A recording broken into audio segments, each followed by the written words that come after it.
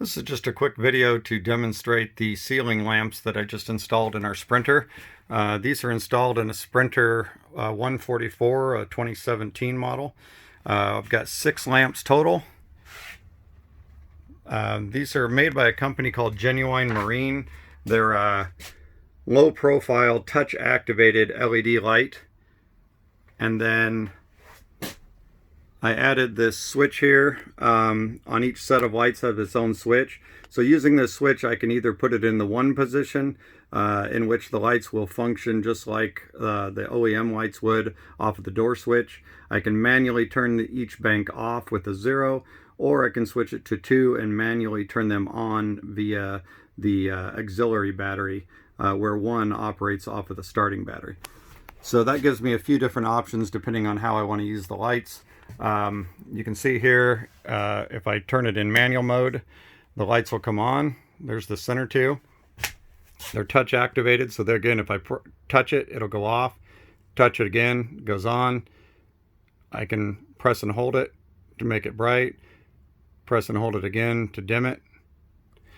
These are also got memory to them, so if I'm to touch this front one and turn it off, just leave the back one on, then come up here, manually turn these off. Next time they activate, only that one that I left on will come back on. So that's another feature that you can gives you a few more options on when it's on the door switch. Like I'll push it back up to the door switch. Now all 3 of them are tied to the door. So I'll put you on a wide angle here. I'll go down and open the door. All the lights come on.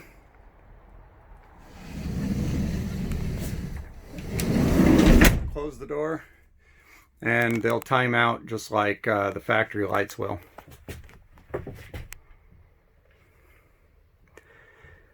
Now if I manually turn 1 or 2 of those off, or if I leave them one on bright, there they go, now they're off.